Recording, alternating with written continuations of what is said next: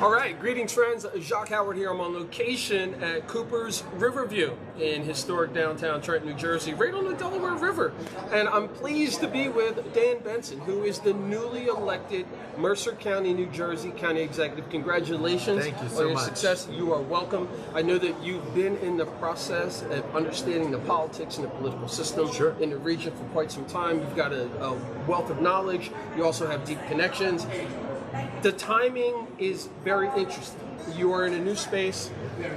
We as a county are in a space where we're now transitioning. There's infrastructure, there's a lot of things that are happening. We just wanted to have you come and share a little bit with the green teams of Mercer County, via Mercer County Sustainability Coalition, and the others who are trying to make an impact in the community with green initiatives, etc. So Dan Benson, first of all, the first 26 days, like you said earlier, what has that been like? So, like I said to you a little bit earlier, I feel like a traffic cop because there's so much to do. After coming in after an administration that was there for 20 years, obviously there's a lot of things that, have to dust off and kind of elevate up. There are some things that you kind of have to set aside, but there's a lot of things that we just have to fix because things got kind of ossified. And so, but that also means there's a lot of great opportunities. We've been really kind of digging deep into our staff and just raising people up and giving them the power and authority to kind of really run with some ideas they've had. And Mercer County is really interesting. We have an economic development department that's in charge of sustainability, and they're the contact for a lot of the green teams. But at the same time, we have Mercer County Improvement Authority that runs all of our recycling and waste programs. And then separately from that, we have an amazing planning department, and I'm just grateful that Leslie Floyd has stayed on while we search for her replacement and give us the time to mentor not only myself, but many of our incoming staff on the history of what's going on. And that's not to mention public health and safety, which after COVID we learned having healthy communities and having public health means people get to enjoy the environment. And then transportation, which as former chair of transportation, is a big love of mine. Electrifying our fleet, making sure the public has access to enough charging stations. And then for me, safety is a really big important too. Because if you want people to walk more, and you want people to bike more, then we have to reduce the number of fatalities for bikers and pedestrians. And that means having a Vision Zero mentality for the whole county. Yes. And so that's working with our towns that are doing that. So it's all tied together, and it takes, this is where, having been a legislator for 12 years, a council person, a freeholder, now commissioner for another 7 with that, knowing where all the balls are, being able to juggle them, keeping them up in the air, and making sure each one's moving, but also making sure they all talk to each other. And so that's why that traffic cop, I think, is so right.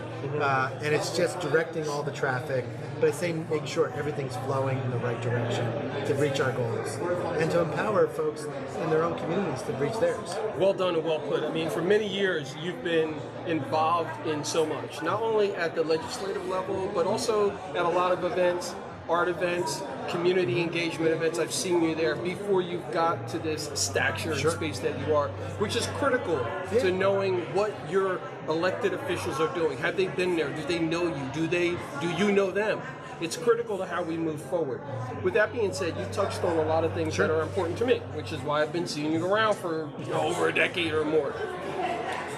Complete streets, sustainability, better transportation, all those different things. Big, heavy lifts for a lot of people.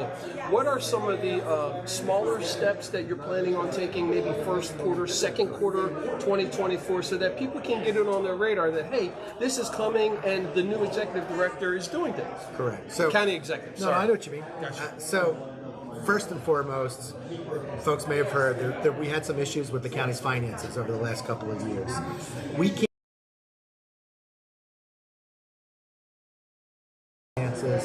putting forward a budget this year that is heavy on investment, but increasing the transparency so we know where monies are going. That's job number one. And so the last year's budget actually didn't get introduced until September. It wasn't even adopted until November.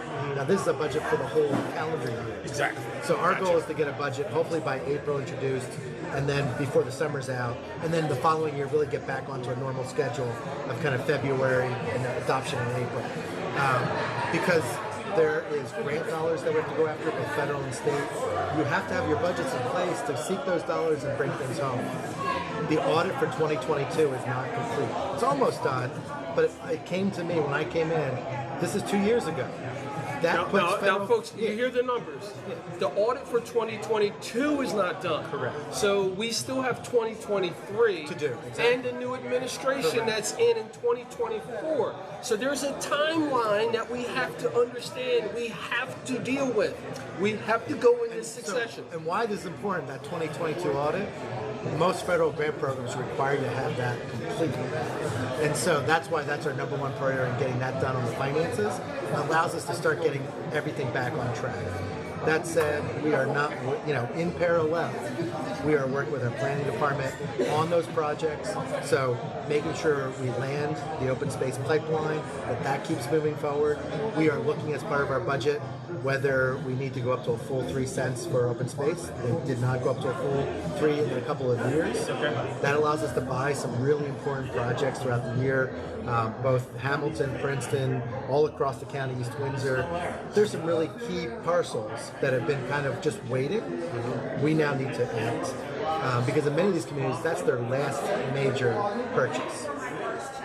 Also, as you mentioned, there's bikeways and pathways. As our transportation resources go out, as we talk with the state and advocate for our municipalities, we want to make sure baked in is those complete streets. We want to make sure that not only are we just telling the towns, okay, you have to do this, we want to make sure it's not a bike lane with a stop. And we see this so often, we get it, but if that's what we're doing, we're only doing half the policy. We've got to work to make sure it connects to things. And hey, as long, we know we don't like things going on to the sidewalks, but if in the short term we have a complete street, amen, we start there. And really excited about some of the trails. Johnson Trolley Trail Line it's going to happen, and it's going to happen this year, and it's going to really start moving over the next couple of years, getting it connected to all the other trails. So there's just so much excitement. Like I said, we could do a couple podcasts. Yeah, and we plan on that because you must be looking over my shoulder. So that's one of the things that we're excited about here at the Green Gathering is to have you come and to let people know that this is what's going on. He's not just hanging out, kissing babies, so to speak, taking pictures and stuff like that. There's actual work that's being done. So with that work being done, there's a lot of partnerships. And you represent the whole county. There's a lot of diversity and there's different demographics throughout this county. Can you talk about the importance of working together and collaboration? I'll give you a perfect example. And why the county is open and ready for municipalities to come in and say, here, we want to work with you. And not just municipalities, groups, green groups. Because we know oftentimes it's the green groups that get to the municipalities, make it a priority, and then they come to us. And we want to have that partnership directly as well. But I'll give you a perfect example. A number of the green groups were the ones that went to the Park Commission, saw that they were just mowing down so much of land that pollinators, birds, everything were using, and it just brought more geese. We let the stuff grow back because in many cases it was actually the folks trying to protect animal rights, but also the pollinators and all the other folks that were grouped. It reduced our costs, meant less lethal methods for geese. It also meant we had more pollinators, more people visiting our parks because of birds. We got all these huge benefits that if you read anything, we should have known better sooner, but we got there. Yeah, we did it. We thought and better. There's more to do. And so the next step is using some of our sustainability dollars out of our open space money, stewardship dollars, to make sure we take out invasive species. When we're doing any capital project in our parks, like we just recently did a rain garden that's finishing up at Spring Lake, Hamilton Trenton Marsh, Roebling Park, that's working great. So we have to look for invasive species while we're down there. Same thing, we're doing some improvements to Dam Site 21. Let's make sure we're taking out those invasive species. As we're doing stewardship in our parks, look for those things too. And we're going to hopefully build in a policy about these things so that we're constantly looking, how do we just save money in the long run by taking these out, but also use it as an education. I mean, you've touched on so much, and I can't wait. I think I had a whole year of podcasts, monthly ones that I can bring up. Yeah, we can break them all down. So a couple things I want to talk about before I let you go, and again, I thank you for your time. I'm speaking with County Executive Dan Benson, newly elected. He's less than 30 days in on the job. So, two things.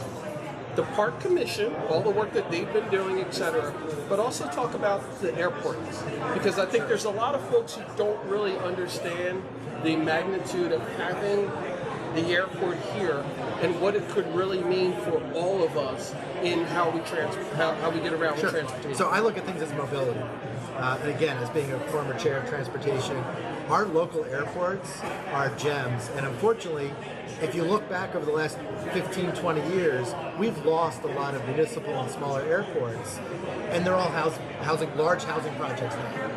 And remember, in most cases where you have airlines, everything else, you have large swaths of fields around it because you need to have that safety corridor. That means less development around that spot. It is an economic engine.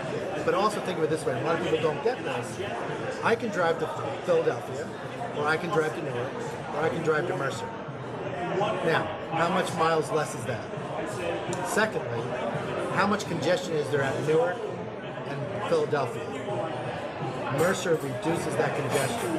Congestion in of itself has a direct negative environmental impact. So while there are some noise issues, there are some localized environmental impacts when you have an airport, the net benefit can be really huge. But that requires you to manage the area well. You've got to look at chemical usages in the area. We are starting to look at some of these forever chemical PFAS, much like the tobacco settlement, the opioid settlement, or else, and there's climate change lawsuits that are class action now. Same thing with these chemicals. In a lot of places, airports or jail, other places where they've sprayed these chemicals, knowingly, but not to us, knowingly as the companies selling them, they have caused environmental damage. And so our hope is we can turn that page by seeking monies through legal action, and then use that money to invest in greener policies around these sites. Right. Kind of that environmental justice piece as well. Awesome. So I'd like to talk to you briefly, if you're able to, about industrial hemp and the possibility for cannabis and hemp being something that at the county level could be supported. Well, what's interesting about it is, Trenton really has led the way, the city of Trenton, in this. They were really the vanguard to kind of break away the stigma behind these different things and through the education. But we have a lot of older industrial areas that, we're trying to figure out how to redevelop it. And industrial hemp, as you say, is industrial, which means there's a lot of places where that can be done in terms of the processing and the making of products. We just now have to work in linking up through our economic development department between those interested in making those investments and those corridors of redevelopment, that linking with our mayors, much like Trenton City has done. My man, well done. Now, final thing. People who have never heard of you, they have no idea what the county executive does. They just know I belong to Mercer County, New Jersey. Those folks. What would you like to say to them? Well, a couple of things. One, just about myself. Been around for a long time. I'm a science nerd, proud dad. Served in public service at the local level for a long time. Didn't come from a political family. Just really passionate about our communities and making them not only greener, safer, but really just everything reaching its potential. And that's what's so great about Mercer County. We have, mountains. We have these historic trails. We have a historic capital city where we won the Revolutionary War for America here, and the 250th is coming in. And so we want you to come visit because we have the Princetons, we have suburbs, we have walkable downtowns, and we have this amazing capital city that is ready for a rebirth because of the wonderful local leadership that we have. And we're going to partner and raise everyone up. And here in Mercer County, we want you to be a part of it. Fantastic. Dan Benson, let me stop this recording.